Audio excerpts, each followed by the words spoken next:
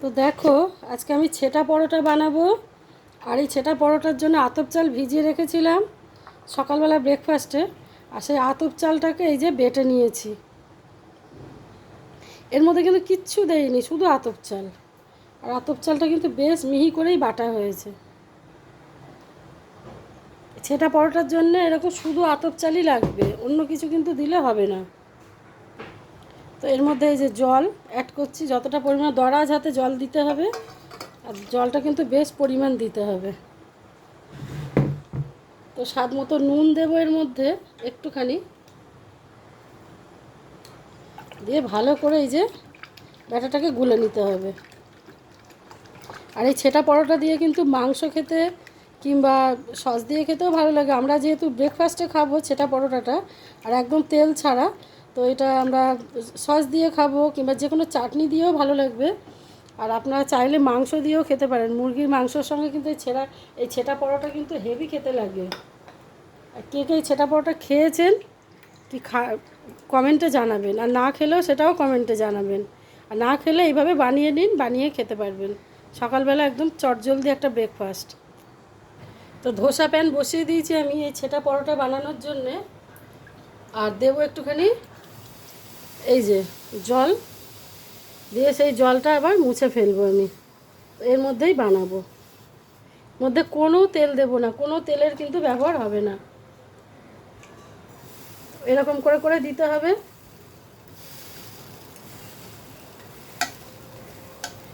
যেহেতু ছেটা পরোটা, তাই ছিটিয়ে ছিটিয়ে এইভাবে কিন্তু পরোটাটা হবে। দারুণ খেতে লাগে এটা, আপনারা করে কখনো খেয়ে দেখবেন। মাংস দিয়ে কিংবা ডিমের কারি দিয়ে কিংবা আলুর দম দিয়ে, শুধু আলুর দম দিয়েও ভালো লাগে। এখনই উঠে আসছে দেখুন। আর একদম পাতলা, একদম কাগজের মতো একদম হবে এটা। যে যত বড় করবে সে তত বড় করতে পারে। আর খুব তাড়াতাড়ি ব্রেকফাস্ট, রবিবার দিন এরকম যদি একটা থাকে, সঙ্গে আলুর তরকারি কিংবা আলুর দম, খুব ভালো লাগবে কিন্তু খেতে। তো ছেটানো হয়ে গেছে, ছিটিয়ে দিয়েছি, এবার একটু গরম হোক তুলবো। তো এই দেখুন পুরো কাগজের মতো একদম উঠে আসবে, দেখেছেন কি সুন্দর দেখতে লাগছে না? সাদা ধবধবে। বয়স্ক মানুষরা তো বিশেষ করে খেতে পারবেন, এই কারণে বলছি, কারণ ওদের দাঁত থাকে না অনেক সময়, ওদের জন্য একদম একটা সুপারহিট ব্রেকফাস্ট এটা একটা।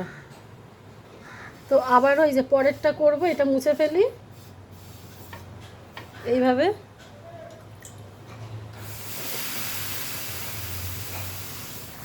আবারও জল ছেটা দিয়ে আবার এরকম করে এই যে ছিটিয়ে ছিটিয়ে এই যে দিচ্ছি।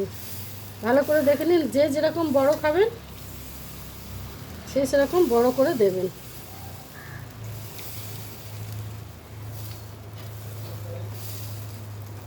খেতে দুর্দান্ত লাগে, এইটুকুনি বলতে পারি।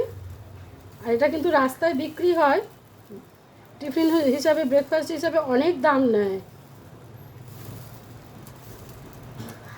তো এটাও আমার এক্ষুনি হয়ে গেছে, এই যে দেখুন। আপনাদের রেসিপিটা কেমন লাগলো জানাবেন ছোট্ট একটা কমেন্টের মাধ্যমে।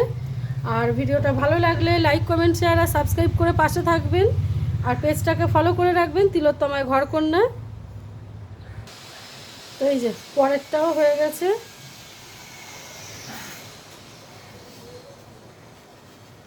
একদম তেল ছাড়া কিন্তু।